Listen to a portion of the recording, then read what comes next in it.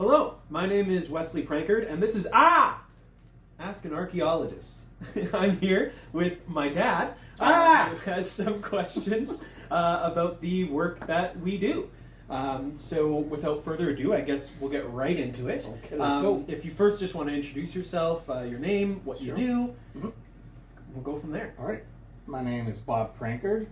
I am Wesley's dad, and I drive truck for a living all up and down the East Coast.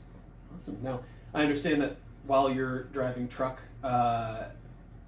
you listen to a lot of podcasts and consume a lot of information that sort of, leans into the work that I do. Yeah, I listen to a lot of Joe Rogan and stuff like that, and he, of course, is a big fan of, what's his face? Graham Hancock. And so they touch on archaeology and pseudo-archaeology and stuff like that. And yeah, so that leads into one podcast to another, and I've got nothing but time. Yeah. So, yeah, perfect. If we just want to get right into it, I understand you prepared some questions for me. I've got a couple. Yeah. Perfect, yeah. We'll just go through them whenever you're ready. Speaking of Graham Hancock, so like I said, I first heard him on Joe Rogan, and he had some interesting theories. Yeah. And obviously I know some of what you do through archaeology, so I have questions. So the one really that's interesting, he talks about the pyramids of Giza. Mm-hmm. So his theory is that they were built by an ancient advanced civilization, right? Yeah. Because how else could you transport these, and even mine them? So they were mined like 500 miles away from the pyramids, then transported. They weigh 500 tons or something like that, and then built on top of each other without modern equipment and all of the rest of it. Mm-hmm. If it was just the Egyptians, they had primitive tools, all of that. So his theory is there was, prior to that, an ancient civilization that has since been wiped out. Right. So, what do you think about his theories? And yeah, so Graham Hancock sort of set the world of archaeology on fire with his series. Yeah. And obviously there's a lot of misinformation that he represents and a lot of issues with his, the way he goes about making his arguments and stuff. But the side that I take is that between the two sides, there's many people who say he's not an archaeologist, he's a pseudo-archaeologist, and I'm often using that language as well. However, there's another side that I think I lean towards more in that he is an archaeologist. He just maybe, he's doing the same thing that we do, and what he's doing is theorizing based on information that he has access to. And that's all archaeology is.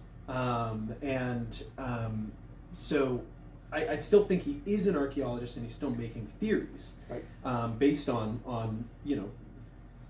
objects, which is what archaeology really is. So he could be right.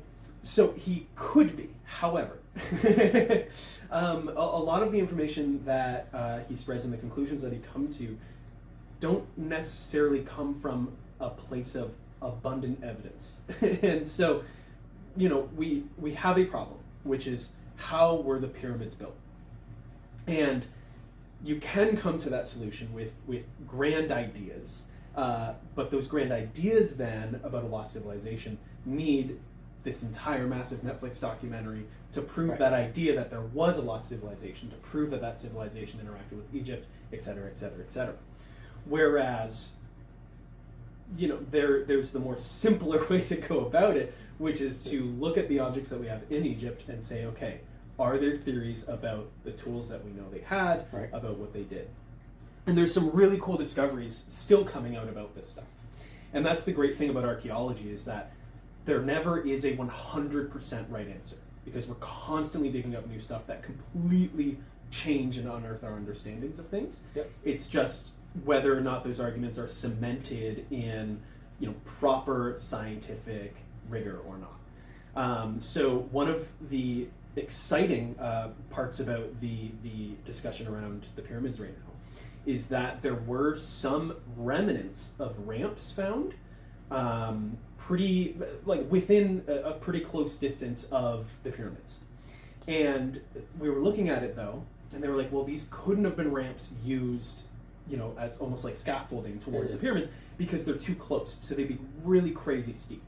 And so that theory was kind of thrown out the window at first. But then, during one of the areas where we know for a fact they were quarrying I believe it was limestone needed for the pyramids.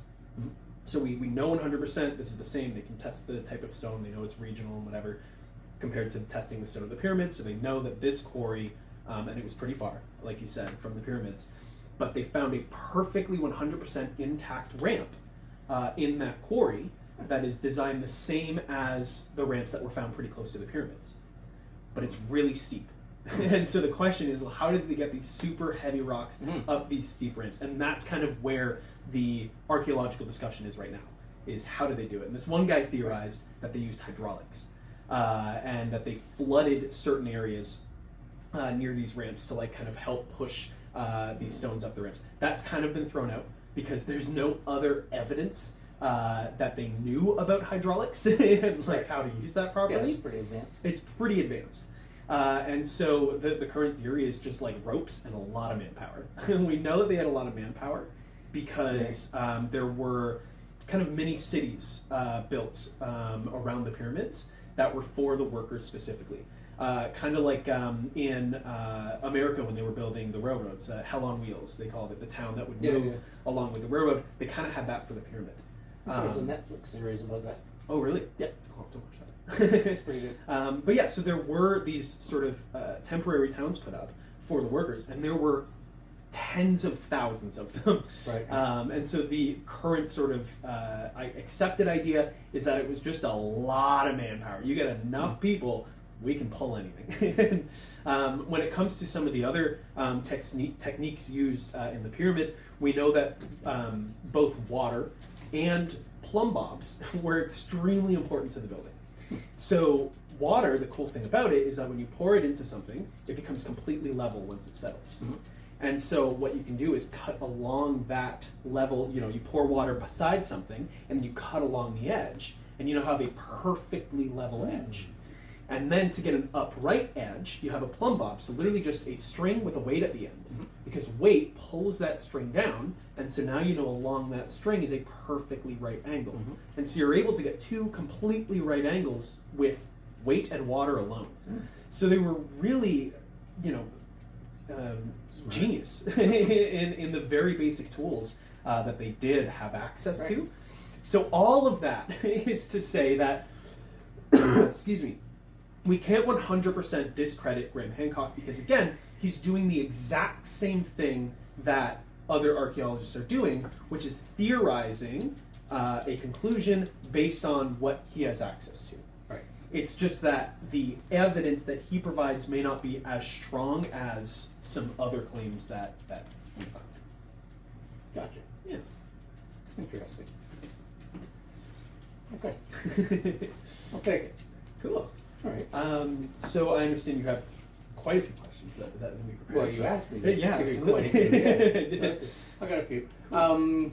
Yeah, kind of back to Rogan. He had a guest on recently, Wes Huff, who he's a biblical scholar and a historian, and so he really went through well over a 3-hour podcast explaining the authenticity of the Bible and historical stuff that'll back it up. So, in your opinion, as an archaeologist, is the Bible a reliable historical source? I mean, like the most simple answer, yeah. The much more complicated and longer answer is there's two examples that I think are worth sort of bringing up, and the first one is this guy named Heinrich Schliemann. Mm-hmm. Heinrich Schliemann, very infamous amongst archaeologists, because he kind of represents that 20th century archaeology that was very sort of haphazard and dangerous. Just a bunch of rich dudes who had no training and no reason to be doing what they were doing. They were just rich and wanted to get richer off of archaeology specifically. And Heinrich was one of these guys. But Heinrich Schliemann was obsessed with the Odyssey and the Iliad. And he wanted to prove that the Trojan War happened, and he wanted to prove that all these characters were real. Oh, and so maybe didn't. Sorry. It didn't happen? Well, it's very likely that the Trojan War, to some extent, happened. That there were wars that happened during that time. Yeah. But, you know, between all the details that were written in the Odyssey and the Iliad, you know, Agamemnon and all these guys, you know, whether Greek gods were directly involved in these wars and stuff, right? Obviously, the details are what's interesting. And up until the 20th century, these were just, like, pretty much stories. Nobody knew whether or not there was a Troy, whether a Trojan horse was a thing that came into the city and whatever. And so Heinrich Schliemann set out to prove it.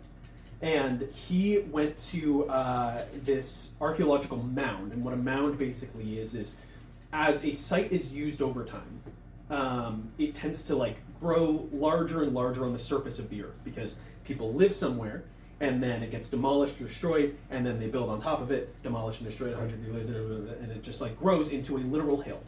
And so there's this hill in Anatolia in Turkey, and he, based on the textual evidence of the Iliad and the Odyssey, believed that that was the site of Troy, of this city called Ilias, that, you know, the Trojan War and this whole war takes place at. And so in order to dig down, because again it's a mound, and so there's all these levels, and he doesn't care about the upper levels because they're likely probably like Roman encampments and stuff like that, and they're not like old enough. So he takes a ton of TNT and places it on the site and explodes the upper levels. Nice. All the way down to, I forget which level he went down to. I want to say 11, but don't quote me on that. But really far down. And it turns out he blew up way too deep. He gets down to this bottom level, and he finds like some gold and some like treasure, and he's like, "This is it. This is the city of Troy. I found it, everybody. The Iliad and the Odyssey happened." And it turns out that the level of which chronologically dates to around the time that this war should have happened was like level 6, like way higher. Oh. And we've lost a lot of that information that we could have had because he blew it up. Yeah. He then went on over to the mainland of Greece to find some of the Mycenaean artifacts that he believed were connected to the war, and possibly like fudged some stuff and created some artifacts that he claimed were real, and to this day we still don't know if they're legit or not. But my point being is that it's really tough in archaeology when you start with a conclusion and then try to prove it. And it gets really messy when we do that. Right. And so with biblical archaeology, it's this really tight rope where you have people who really want, you know, this to be real. Mm-hmm. But what sometimes that ends up being is we find really cool stuff, and we find really cool evidence of different biblical stories and stuff like that. But then sometimes there's this one guy, really popular in like the 90s, early 2000s. He made, I want to say it was like 300 plus claims of biblical archaeological sites. All of them were completely discredited by other biblical archaeologists who were like, "You're making us look bad." But these claims are some of the most popular ones that are still pushed and perpetuated today, often around Facebook and stuff like that. One of them being the finding of Noah's Ark, its final resting place.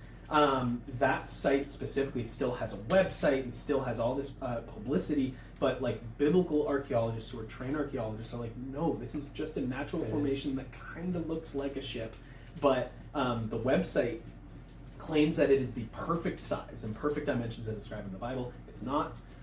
It claims that there's enough like organic material found in the sort of divots of this natural formation to say that, you know, a lot of wood would have been here, and therefore, but it's just that it's a natural divot which collects a lot of rainwater, so there's more organic material. So it's really tough because on one hand, it's a great source to try and find information and to try and sort of prove different stories, and in some cases there have absolutely been archaeological evidence found in these stories. But in other cases, it sort of goes too far, and people bring it to, and then it makes, you know, sort of everybody look bad, which really sucks. Yep. So it's such a tough, like such a tight rope to cross, because again, it can yield really cool information, but it can be really dangerous. So it's something that we have to be careful about. But that's the sort of archaeological views. We just got to be careful because we don't want to pull a Heinrich Schliemann and blow everything up. Yeah, Probably good practice. I would say so. Yeah. We're trying our best to move on. Since like the 70s, archaeology has tried its best to move on from that like early 20th century version of archaeology that really didn't care about the artifacts truly. There's a lot more of an attempt to sort of, I don't know what the right word is, but to care for these objects and for the history, regardless if it proves our thesis or not, right? Yeah, like Indiana Jones in it. Yeah, exactly. Yeah. Okay. Yeah, that makes sense. Yeah, again, it's not to like say that the Bible is, not a good source, because it absolutely can be, and absolutely in certain situations has helped us find stuff because it's so sort of historical in how it's written, and there's so many like places and stuff like that, right? But yeah, we just have to be, as archaeologists, really careful when we start with a conclusion first and then search for evidence. Oh, sure. There's a lot of bias. It's like science. Yeah, well, and it is, right? Archaeology is attempting to be as scientific as we can. And there's a really a tension there, because archaeology, on one hand, wants to be very human and wants to be very, people in the past were just like us. We are the same creature with the same brain. And we want to recognize that our dog is freaking out because she's not getting the attention she wants. Archaeology wants to keep that human element while remaining as scientific as we can, because that's how we're respected. And so it's this constant tension between the two that I feel like it's sort of aired on one side or the other, almost changing every decade in the past 50 or so years. So it's really interesting. Gotcha. Yeah. Okay. I think you have some more questions. I do. All right, so I talked to a few other of my buddies who drive, looking for questions to ask you. Yeah.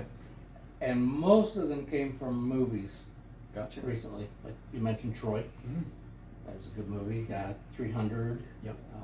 Gladiator, things like that. So I know Hollywood takes its liberties, but on the most, how reliable historically are these movies? Yeah. Just overall, generally. Yeah, I mean, it's interesting because all of these movies pretty well have historical consultants, people who are hired on contract to tell them whether or not things are accurate or not.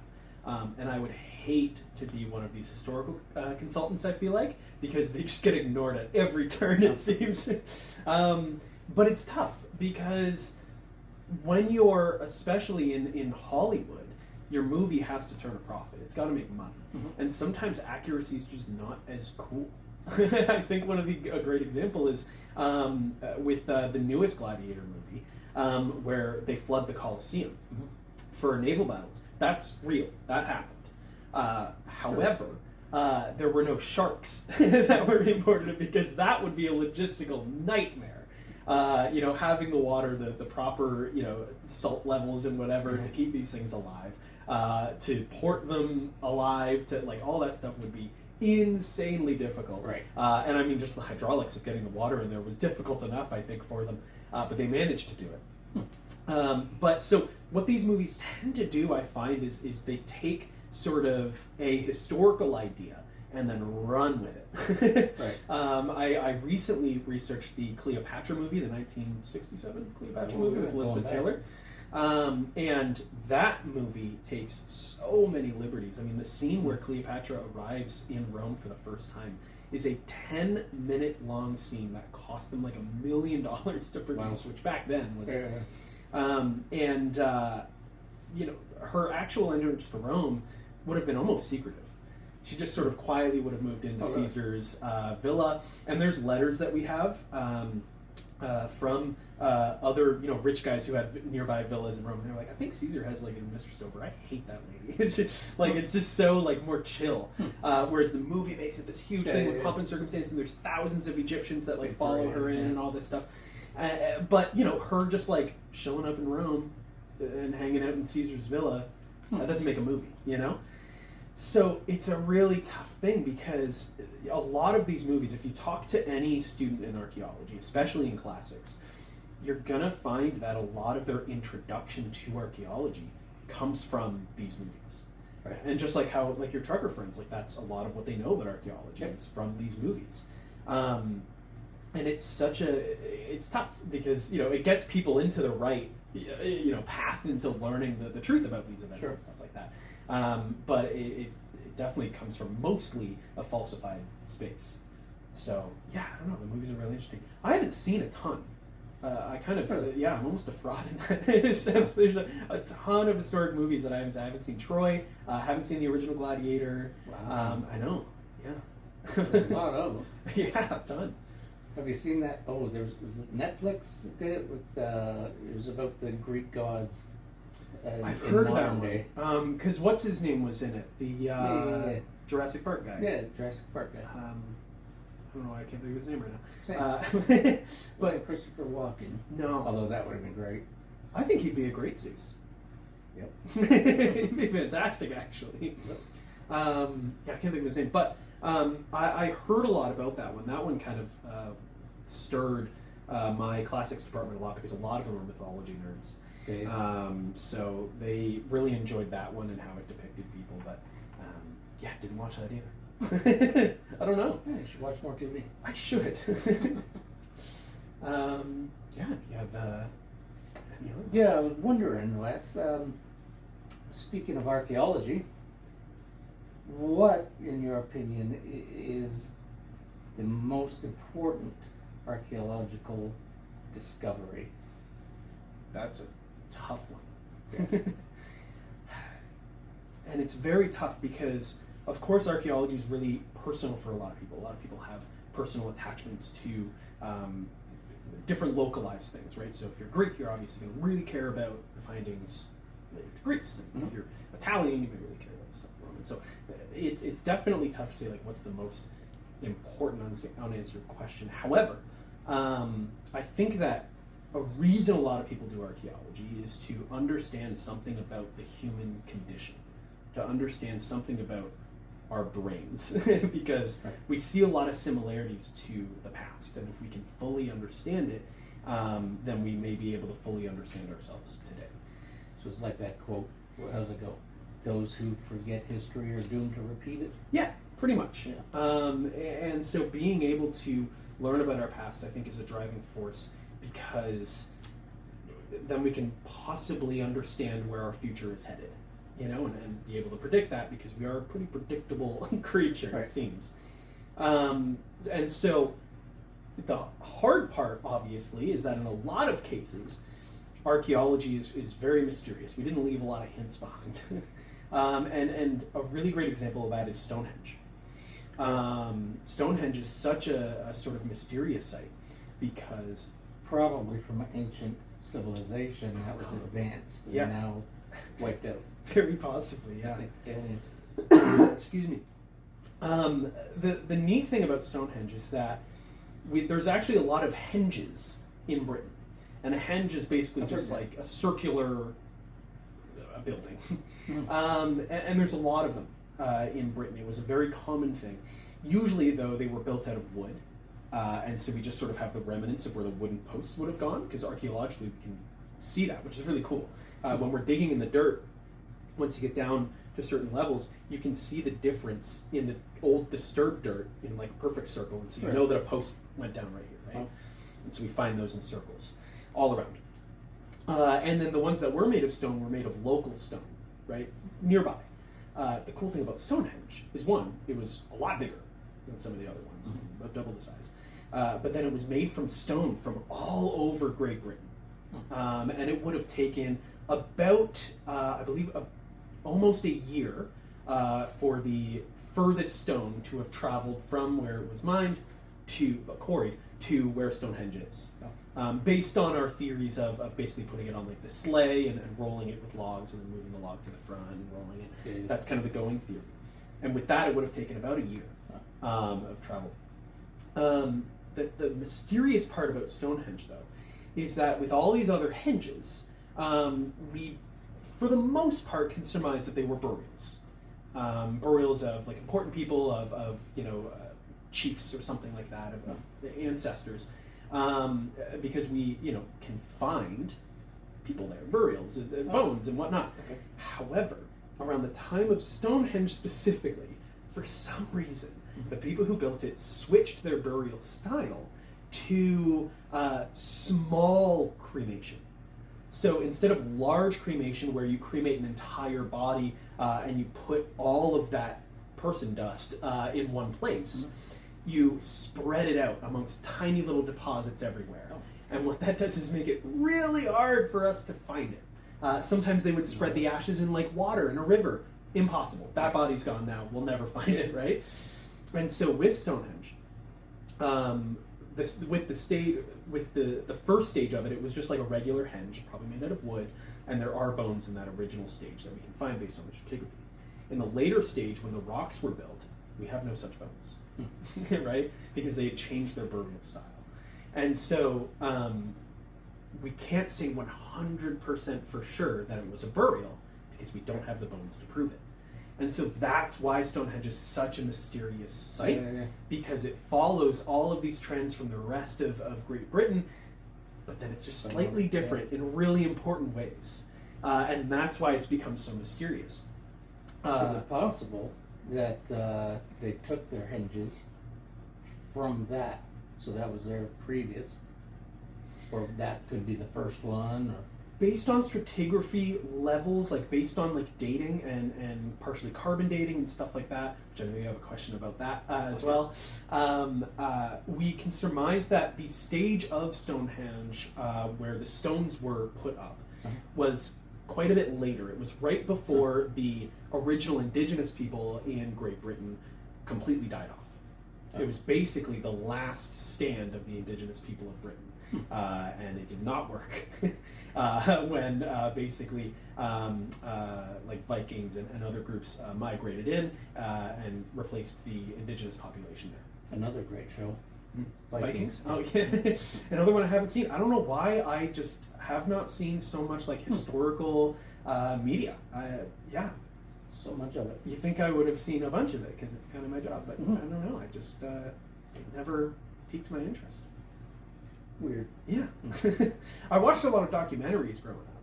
And so I think I had a, propensity, is that the right word? For, like, nonfiction. And I find the same with, like, reading. I tend to read nonfiction instead of historical fiction. Right. Not sure why. You mentioned carbon dating. Yeah. I've heard it. Yeah. And I understand it's a way to date things. Yeah. Well, what is it? How does it work? Yeah, so carbon dating is cool, and it really revolutionized archaeology when it was sort of invented, because it allows us to get pretty accurate dates, sort of. So what it is basically all organic life forms, plants, bones, what have you, are carbon-based on Earth. And that's, you hear a lot of alien shows talk about carbon-based life on other planets and whatever. Because from our understanding, all life requires carbon. And when life leaves an organic object, the carbon starts to slowly dissipate. Very slowly. And it dissipates at a rate that we can calculate. It has a half-life of, I want to say, like just over 5,000 years, like 5,100 years, something like that. So basically, after 5,000 years, the carbon in an object will be half gone. And then in another 5,000 years, the carbon that's left there will be half gone. And so on and so on and so on and so on. And so what we can basically do is measure the carbon that's left in an organic thing. So if we find bones, we can measure the carbon that's left in that bone through some science that I don't know how they do it. They extract the carbon. But you can measure it and then compare it to a fresh bone of the same weight to see how much carbon we've lost. And based on knowing that it loses its half-life every 5,000 years, we can then extract a date out of it. Because of how that math works, carbon dating is most accurate within about 3,000 years. Makes sense. And then we can get information, however, up to about, I believe it's 30,000 years. but it's after 3,000 years in between, so between then and 30,000, it's The further out you go, more guessing. the range is larger, so we get less exact. Like if something is 2,500 years old, we can say with pretty well accuracy this is 2,500 years old, give or take a couple years. Once you get past 3,000 years, then it's like give or take 5,000 years. This is around this age, and it gets really messy then. And so it's really helpful. It's often used as a tool alongside other forms of dating. The most popular form of dating in archaeology that we have is typology. The best way to describe typology is, how soup cans, nowadays you need a can opener to open them, right? They're flush in the top, you need a can opener. Back, in the 20th century, late 20th century, you had that nice little pull tab, right? And then before then it was even different, and etc. And so we know for a fact that generally soup cans have followed this typology, where if you find a soup can with that pull tab, it's probably older. However, a lot of soup tabs are coming back nowadays. I know one of my favorite foods, chili. Most of the chili cans have that tab. And so typology is also not fully reliant because, you have people nowadays who wear clothes like they were in the 70s, right? I got my 70s style glasses on right now. And so what's to say that there wasn't some ancient Athenian who wanted to dress like a Minoan and have some Minoan garb on? Sure. So we find some Minoan stuff, and then we're like, oh, this must be Minoan, when it was actually some Athenian guy obsessed with the past, right? So that's why it's really good to sort of mix dating, forms of dating, because obviously one idea could be completely off, and so we need multiple. But yeah, carbon dating obviously relies on biomaterial as well, right? If we don't have bone, if we don't have some ancient petrified wood, if we don't have something organic, then we're kind of screwed. Right. So you can't zap the Stonehenge and figure out how old it is. Exactly. Unfortunately. But and so with Stonehenge, what we had to do with that is use stratigraphy for the most part. And so when we dig into the ground, you can see the layers of earth as you go down, and it's really cool to be on an archaeological site and see it in person, because it's just like there's lines in the earth as you dig down, and that's why we dig in such like square formats, because then we can see the stratigraphy really clearly. Right. And we know, for every layer it takes, this long for the dirt to be replaced and whatever. So we can surmise dating based on stratigraphy as well, which is how Stonehenge would have mainly been dated, through stratigraphy. We also had, however, Stonehenge, just like the pyramids, had a temporary outpost as well. There was like a temporary village there when they built Stonehenge. And there were organic materials, a ton of food. They were feasting like crazy. And so we're able to identify some of the organic materials and get carbon dating off of that as well. Gotcha. Yeah. Interesting. Yeah. That's cool stuff. So, what, in your opinion, what is the most important artifact? I asked you discovery or whatever before. Yeah, the sort of most important undiscovered stuff.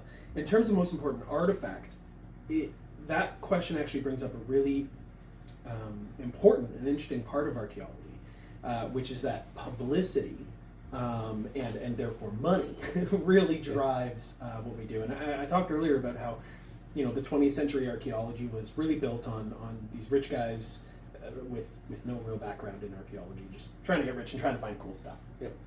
And that sort of start to archaeology has sort of persisted in the fact that sites getting a UNESCO World Heritage designation is super important because when UNESCO recognizes a site as a World Heritage thing, it gives some certain protections and stuff like that. And UNESCO is the governing body, or sort of, yeah. They're just like an international. I don't even know exactly how to explain what they are, but they're like an international governing body that recognizes archaeological sites. Okay.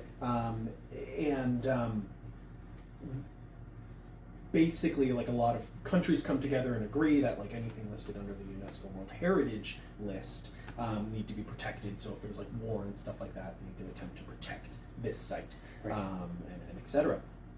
But the important part about a UNESCO World Heritage Site is that it basically is all the countries coming together to tell the world this site's important. And so if you're able to get your site to be a UNESCO World Heritage Site, then you get a ton of tourism and you make a lot of money. and it completely affects the economies of towns, especially over in the Mediterranean and in like Italy and Greece and whatnot, and Egypt.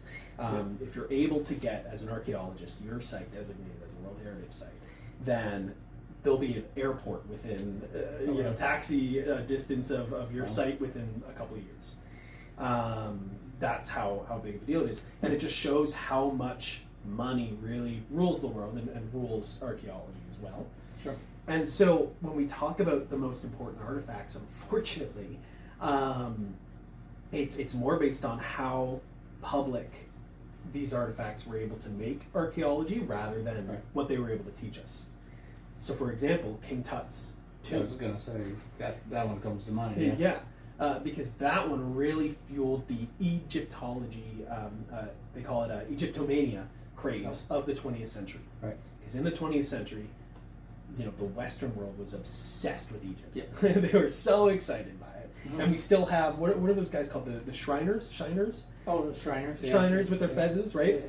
That is based off of 20th century Egyptomania. Oh. They were just like, oh, the fezzes are cool, we'll wear those, right? And it just sort of lasted into today. And now they, hang it on their go-karts at all the parades and stuff. But King Tut was a relatively unimportant pharaoh. Oh. He didn't do much. He was young, very young. Mm-hmm. And it was probably his uncle who did most of the actual administrative work while he was in. And King Tut's job as pharaoh was basically to reverse all of the previous pharaohs' stuff. The previous pharaoh, don't quote me on this, I want to say was Amenhotep II? I think that was his name. You can say that. I want to say it was Amenhotep II, but I can be wrong, sorry. But he wanted to convert Egypt from their multifaceted religion with all these different gods into a monotheistic Egypt based on the god of the sun specifically. Sun god Ra? Ra? Whatever. But and so he had this one city built where the rumor is, and I don't know if this is founded or not, it's tough archaeologically because most of the features that we find, buildings don't have roofs. Because over time that walls might stay, roofs don't. So the theory is that this town he built didn't have any roofs because then the sun is constantly getting to you. I'm not 100% sure about that just because it could rain. We can't tell. But there's this famous story about this like scribe who was going to send him a message and died once he got to his throne because this guy had traveled from so far and then could not find shade when he got to Amenhotep's palace. And so he just died on the spot of like dehydration. Nice. Because he just, after traveling for so long, couldn't get any shade and just couldn't catch a break. And so basically King Tut came pretty much right after that. Is credited for sort of reversing all that, which was going to be done anyways. Nobody really liked Amenhotep. It was kind of crazy. So yeah, relatively unimportant pharaoh, but so important because most of the other tombs in the Valley of Kings had been looted. And so King Tut's tomb is the only one that was completely untouched by looters. Completely. Wow. Because it was hidden. There was like some rock formation that had fallen or something and hidden it. And so it was archaeologists who first got our hands on it rather than looters for the first time. And that really fueled the Egyptomania craze, which brought a lot of money into archaeology at the time and allowed us to research Egypt a lot more in depth compared to how much we would have been able to. Gotcha. Another object that's really important, you might have heard of the Mask of Agamemnon. Have you heard of that before? No. No? Okay. The Mask of Agamemnon, unfortunately, is probably one of the most important artifacts ever in archaeology. And there's a very large chance that it's fake. Nope. So Heinrich Schliemann, the guy I was talking about earlier who blew up Troy, Blue stuff up it. he went over to Mycenae, which is the Mycenaeans were like the mainland Greeks before they were the Greeks, and the Mycenaeans are the ones who would have been at war with Troy. So he went over to Mycenae and he starts digging, and the city of Mycenae is still it's a UNESCO World Heritage Site. It's a really beautiful site. It has this thing called the Cyclopean building, which is reminiscent of the pyramids. Basically, these really large blocks of stone were used to build like walls of the city and stuff. And the Greeks called it Cyclopean because they were like only a giant cyclops could lift these stones. So even the Greeks were theorizing that an ancient civilization was building stuff.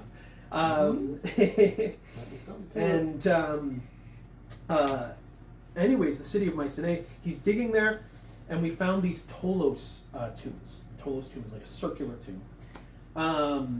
And in them, he found some of the bodies had masks on them. And then some of the bodies had masks like beside them. And basically, Schliemann decided that this tomb was so opulent and so rich, it had to be of the ruling body of Mycenae, Agamemnon, who was one of the key characters in the Trojan War. So he comes out and he says, I found the mask of Agamemnon. And he publishes it, and this mask still goes on grand tours today throughout different museums and stuff, and brings in a lot of money to archaeology. And with Schliemann, like it really legitimized his claim back then. Right. And people are like, wow, this guy's the real deal. He found Troy, he found Mycenae, he found Agamemnon. The issue is that when we look at the other masks that were in the tomb, they're all very kind of crude. Right? It'd be really hard to make a proper golden mold of somebody's face. Right. Yeah. And so they're kind of crude, they're kind of warped. The test of time hasn't been nice on them, and they all kind of look kind of weird. The Mask of Agamemnon, perfect condition. Perfectly crafted. And has a waxed curly mustache imprinted in the gold, which was a very popular style in the 20th century. Not necessarily with the Mycenaeans. Right. There's been some work done to try and recreate the faces of the bodies that were found in the graves and other Mycenaean graves.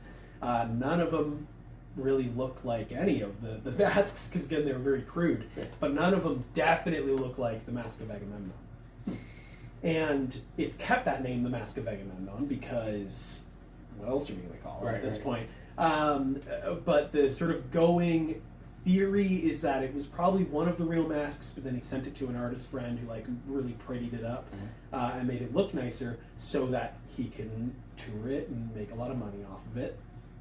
But again, it's one of the most important objects in archaeology because it brought so much interest into the field. Without Egyptomania, without Heinrich Schliemann and bringing interest to the Trojan War and whatever, we probably wouldn't have as big of a field as we do today. People probably wouldn't care as much because it took that really strong effort in the 70s to be like, okay, this stuff is all really cool, but we got to do it right, or else we're not going to get respected. So throughout the 70s and onward, there was a lot of laws put in place. That's when Canada first started getting laws that we have to do archaeological digs before we build in the 70s onwards.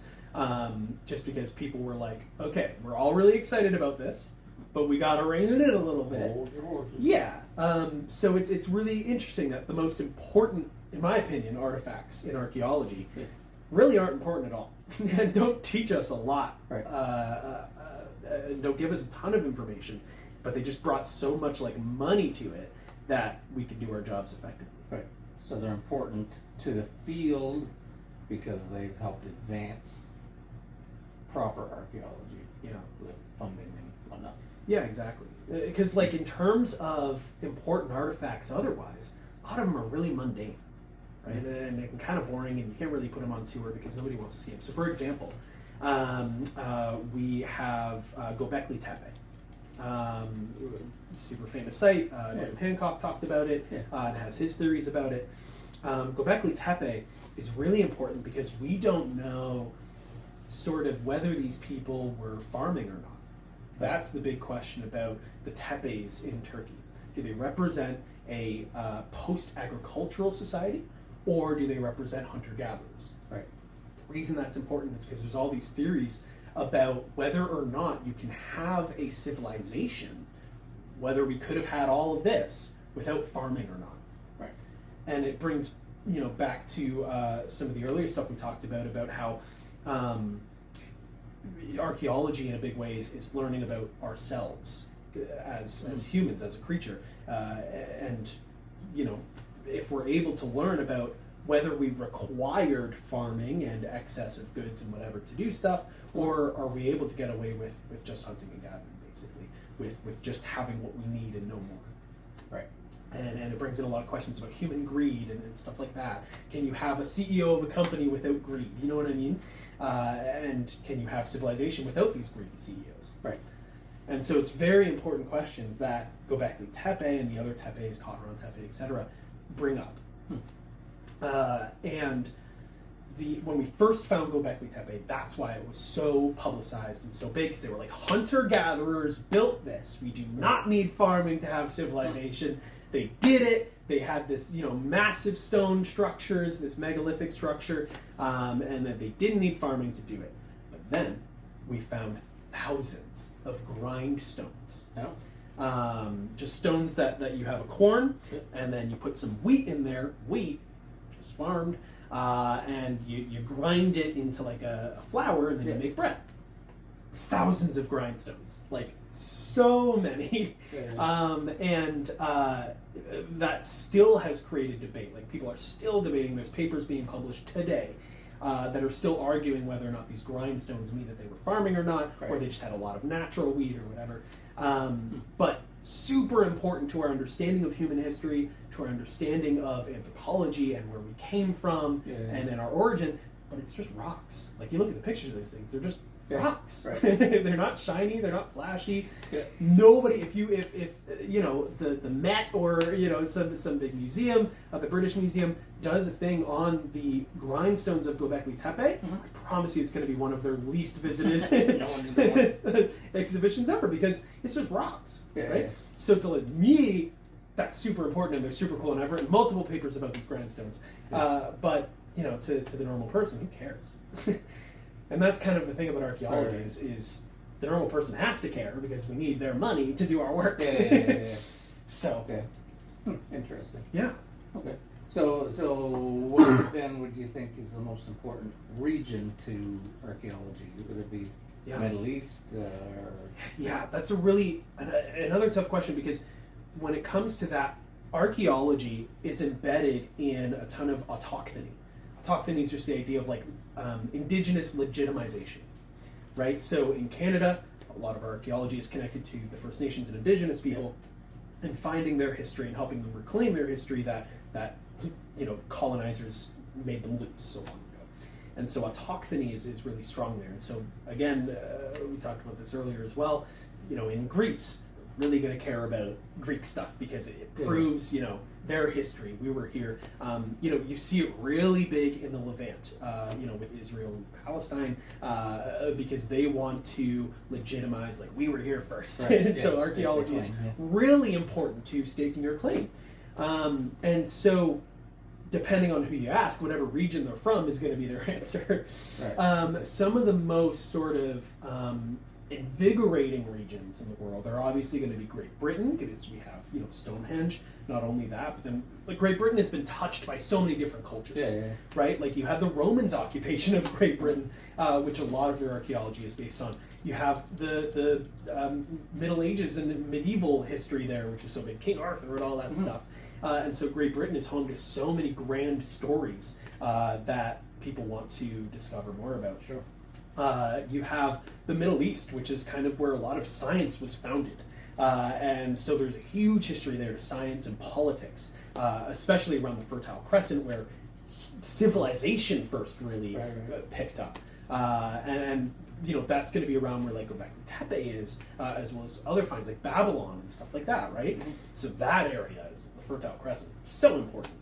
You obviously have the Mediterranean, Egypt, Rome, Greece, that area, and then of course you have Asia, just because they're just such a powerhouse and have such a deep history. The one thing about Asia, between China, Japan, Korea, is that they are still very connected to their history, going Ancient way, culture, way yeah. far back, right? And so that's what's so cool about that is that, you know, you have that direct connection, whereas even a lot of Greeks don't see themselves as connecting to Greeks of the past. They don't see themselves as having that lineage, just because there's so much migration, there's so much change in that area that they can't really connect themselves that way. Whereas, you know, in parts of Asia, they absolutely can. They can say, I was Genghis Khan's great grandson. You know, we all were. Yeah. But so there's so many different, really important regions, and it's all really based on different people's personal attachment to that region. Gotcha. But personally, I am really interested in the Fertile Crescent because I'm really interested in anthropology and the Kharon Tepe, Göbekli Tepe, and stuff like that. Yeah. Just because I'm interested in sort of where we all came from and where we all. So, like, where exactly would that be? Is that like Iraq? Sort of the Middle East, Iraq, Iran. The tepes are mostly in southern Turkey, kind of close to the Mediterranean, sort of.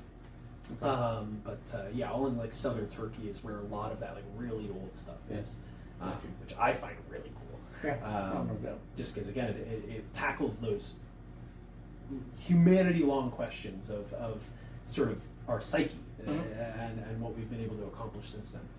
Yeah, very interesting. Yeah. So we've taught. I mean, I guess we've mentioned Graham Hancock a lot. Pseudo-archaeology you mentioned. Do you think, going back to that, do you think that we'll call it pseudo-archaeology? Do you think that has helped attract people to the study of real archaeology, or do you think it has hindered it? Like people just take the Netflix series at face value. This is gospel. How do you look at that, or how do you think? It's definitely tough. Because again, I'm starting to sort of lean towards the camp that says like Graham is a real archaeologist, right? Because archaeologist as a title isn't like lawyer, where you need to pass a bar to legally say that you are one. It's not like being a doctor, where you have to have your doctorate to legally put that in front of your name. And so archaeology is a very open field. However, that allows people to say that they're archaeologists, but then not really follow any of the like tenets that we try to follow to try and be as scientific and stuff as possible. And so I think he is an archaeologist. I don't know if he, follows proper sort of scientific methods to come to his conclusions. The thing about his series, especially his Netflix series, is that it was like the top Netflix series of anything, not of just documentaries. It was the top Netflix show for a while. And it was actually the very first time, I can't remember if it was Göbekli Tepe or Kharon Tepe. I think it was Kharon Tepe. It was the very first time that the authorities in Turkey allowed a filming crew on that site. Because he had so much money to back up his contracts and whatever, he's not just some guy with a camera, right? And so it was the first time that the world had really heard about Kharon Tepe.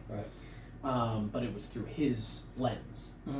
And it's such a tough sort of thing to interact with because, all of these movies we talked about earlier, the Cleopatra movie in 1967, Indiana Jones, you ask a lot of archaeological students, like, what was your first introduction to archaeology? It's Indiana Jones.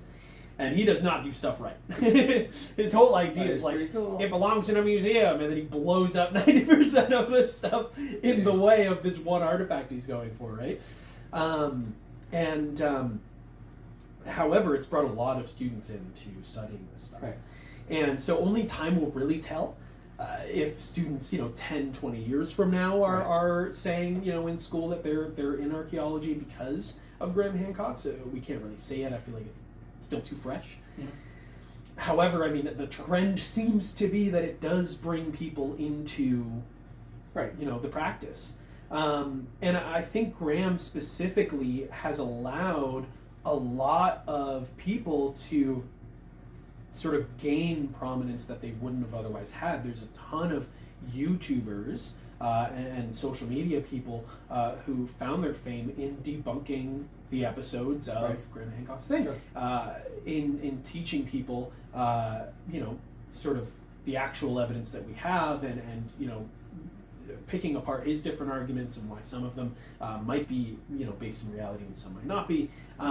There's pretty much a whole economic sphere around debunking Graham Hancock and other people. Sure. There's some people whose livelihoods are based off of it. You have Flint Dibble, for example, who I believe was on Joe Rogan. Yeah, they debated. Before Graham Hancock, nobody knew who Flint Dibble was. Now he's very prominent in the YouTube sphere and stuff like that. He has his own show where he just goes over archaeological finds, but he really jumped off of his criticism of Graham Hancock in order to teach people about archaeology in general. So there is a lot of good that's come from it. Sure. I don't know if that good came from it or in spite of it, but I think it did invigorate a lot of conversation around archaeology. It is unfortunate that when I'm out in public and people find out I'm an archaeologist, the first questions I get tend to be, did you hear about this theory about what's under the pyramids and da-da-da, and it's not like, based on real cool stuff, because I think, there is really cool stuff around the real artifacts and the real stuff we found, like that conversation about the grindstones that go back to Tepe.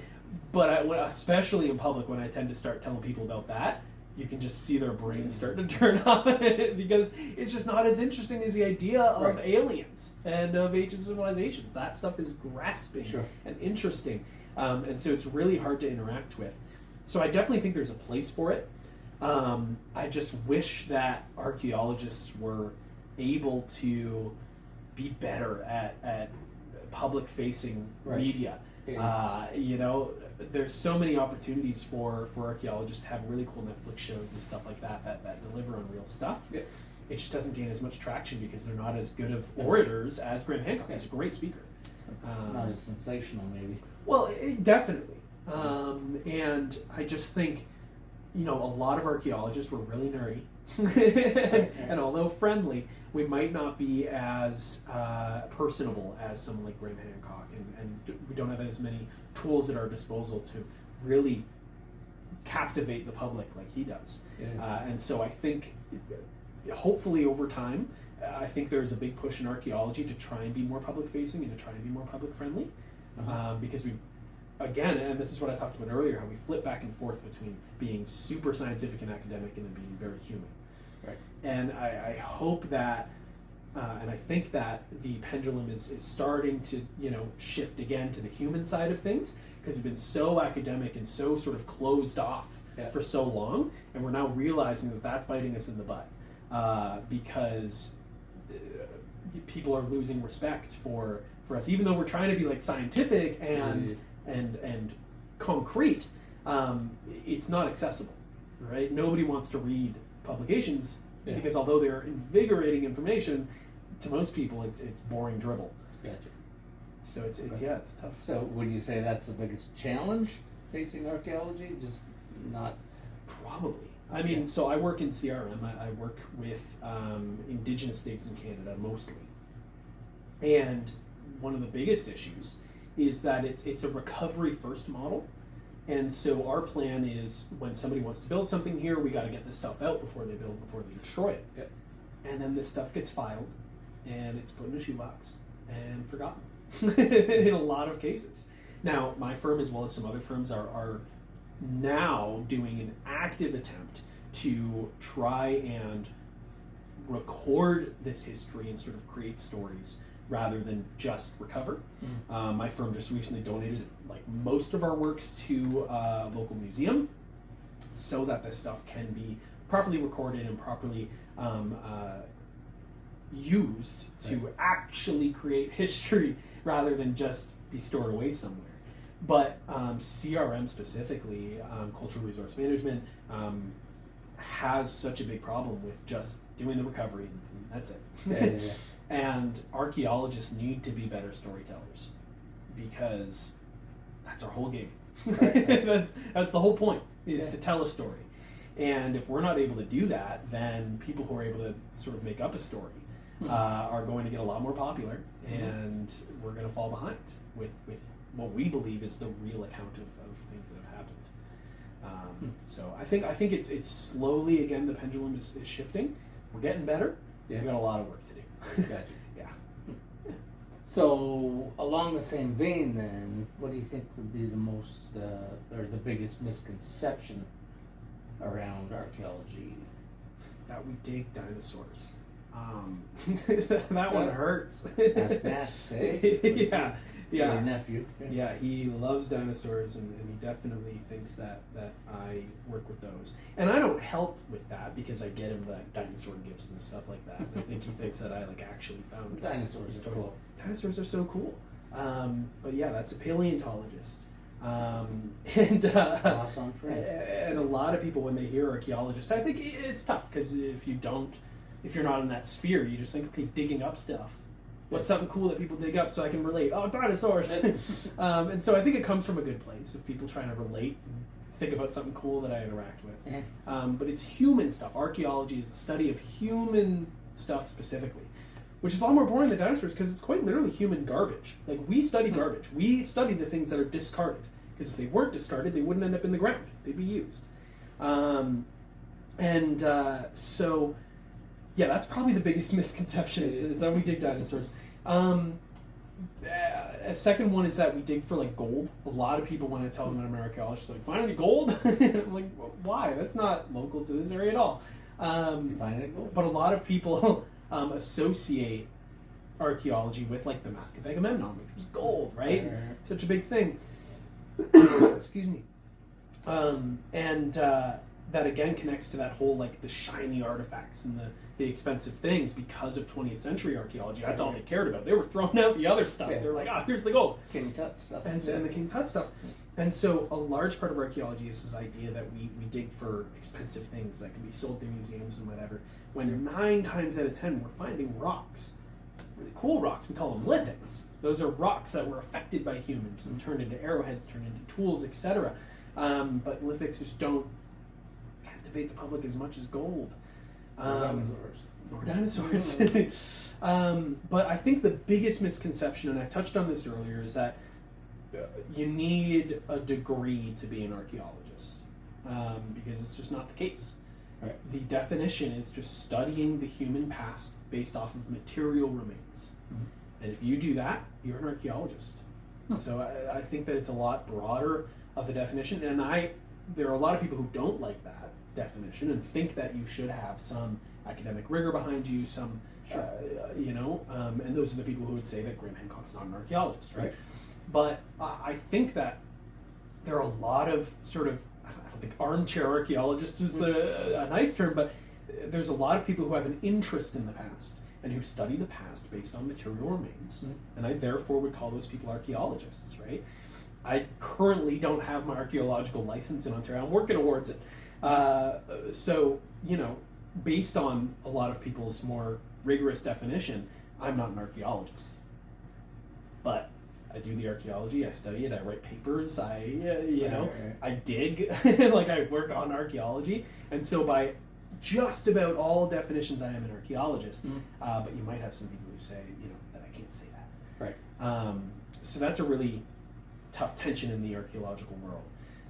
But in my opinion, I think you are an archaeologist if you study the past based on material remains, which is where like Graham Hancock again comes into play, because a lot of what he discusses on is not studying the past based on material remains. It's just sort of based on sort of ideas and amalgamous sort of theories. But again, he does attempt to take material remains and to analyze them. Right. And so I think he, and just like anybody who is interested in archaeology, you can call yourself an archaeologist, whether you have a degree or not, whether you have been on a dig or not. I think if you make theories based on material stuff, you can call yourself an archaeologist. So right. You absolutely can call yourself an archaeologist. Yeah, yeah, absolutely. Okay. We'll get you a pin.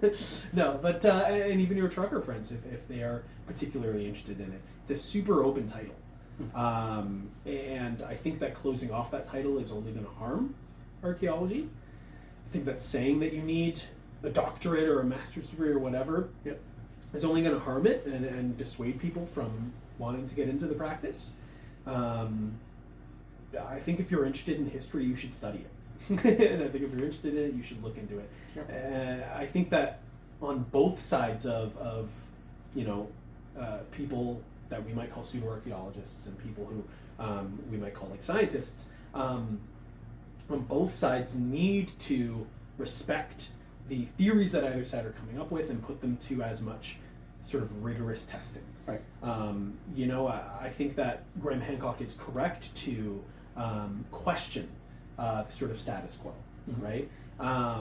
Because there's a lot of information that is based off of information we have in the 20th century that is, again, based off these really rich guys who just sort of made assumptions, and we run off of those assumptions and go, well, since that's true, this is what I'm going to theorize on. And it's like, well, wait, we need to look at the original stuff that we studied and decide, is this coming, this original biases and ideas that we have, is that from a real place, or is it just some guys who are blowing up stuff with TNT and throwing out, really important stuff to look for gold? Yeah. Because that is our founding, it is completely reasonable to question theories that we come up with today. Sure. But on the other side of that, I think that the theories that we then make based off of that need to be up to the same academic rigorous standard, which I think a lot of Graham Hancock stuff doesn't meet that. I think a famous sort of quote that we throw around in school a lot is, there was this, when he was talking about Cajaron Tepe, there were these basins. We believe it was mostly probably for collecting rainwater. And he says, these basins are theorized to either collect rainwater, but perhaps they were to collect blood. So since these were to collect blood, we can theorize that they had these rituals and da-da-da-da-da. And we're like, whoa! You get whiplash, because... So it just changes the starting point. Exactly. Yeah. And so I think that he's correct to question, well, why do we think that this was made to collect rainwater? Right? Sure. It's shaped like other basins that we have that does collect rainwater, but how can we be sure that's what it was used for? We weren't there. And we're using sort of typology to assume its use, but we can't know for sure. But we can't say for sure that it was then blood. I think it is important to bring up all the different interpretations, but I think just grabbing onto one on either end of it is irresponsible. And so I like to try and stay in the middle as much as I can. And that's another tough thing about archaeology, is just like whenever we make a claim, there has to be 30 stipulations of it. Well, it could be this or this or this or this or this, and then it gets really hard. Like I've tried to write historical fiction for a course before, and it's so hard because you're working off of so many biases and interpretations that without having so many stipulations, it's impossible to write historical fiction or to theorize on things because there's so many different interpretations. And that's the hard part. And so there's definitely respect into what Graham does, because he points out these biases that we have.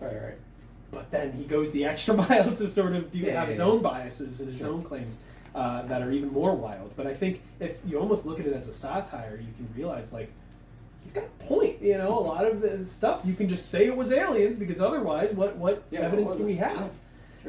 So I think there is a ethical way to consume Graham Hancock, in that he points out a lot of issues that there is in archaeology. So I don't agree with villainizing him, because he's not wrong. That we make up a lot of stuff just like he does. He's just doing what other archaeologists do. Do I agree with his series? No. No. But do I agree that he really brings out the worst in us? Yeah, I think so. Interesting. Yeah. So I do think there's value in him, and I think, his appearances on Joe Rogan and stuff, there's value in that. There's value in questioning scholarly bias. Sure. But again, does he make his own really great arguments? Maybe not. But that's the tough part. Gotcha. Yeah. All right, I think we have one more question. I got on the one more docket. question for Cool. you. Yeah. Talk about, well, we haven't talked about it, but we talk a lot and see a lot of AI. Mm. It's everywhere. Yeah. Right? It's taking over. Yeah, I just downloaded a really cool app. Mm. Didn't do anything. It's fantastic. Soros? Is that what it's called? Mm. Soros? Anyway. It could, well, I'll show you later. Yeah, sure. Cool. Anyway, how do you see AI playing a role in archaeology, or do you think it may help or hurt, or where do you see AI Yeah. as it pertains to archaeology? That's another tough one. These have all been really good questions that show a lot of divides in archaeology right now, and AI I think is another one, because I think that from a scholarly standpoint, AI is it is a wildfire that is taking over education right now. You have a lot of papers that are being written with AI and a lot of information that's coming from AI and stuff. I think it kind of follows the boom of Google in the early 2000s, right? I remember when I was in like public school and the internet was kind of first really taking off. There were all these warnings about, you can't source from Wikipedia, you can't just Google your answers and stuff like that. You got to use the library at school and stuff. Yeah. And there was a big split back then between, is Google a reliable source or not? And AI is pretty much, at least in terms of generative AI, is kind of creating that same divide, where it's a great source for information that I think a lot of students are taking advantage of it. There's a lot of people who are getting academic misconduct thrown their way. A lot of people losing their degrees and whatever because of excessive use of it. And so scholarly, it's become a big issue where you have this sort of like laziness almost that's coming from it. But again, that was the same thing that happened in the early 2000s with the boom of the internet. And it sort of will even out eventually, where you have people using it as a tool, but not overusing it, hopefully. But what we do see is two things. The first thing is on the positive end of it, sort of a learning model tool. So AI in the sense of a code that is able to use recursion to learn and reproduce itself can be really useful, especially when it comes to like language decoding.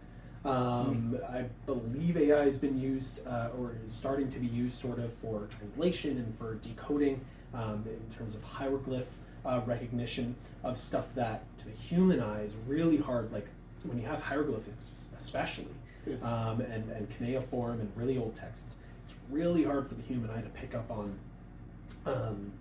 because it's so old, and it's in like a rock. It's hard to tell what's like the natural part of the rock and what's So do you think it could become almost a new Rosetta Stone, almost? In a way, it can help us pick up a lot of patterns, and it can help us, again, in terms of like clay and stuff like that, find what is maybe human written and what's like natural deterioration over time. Yeah.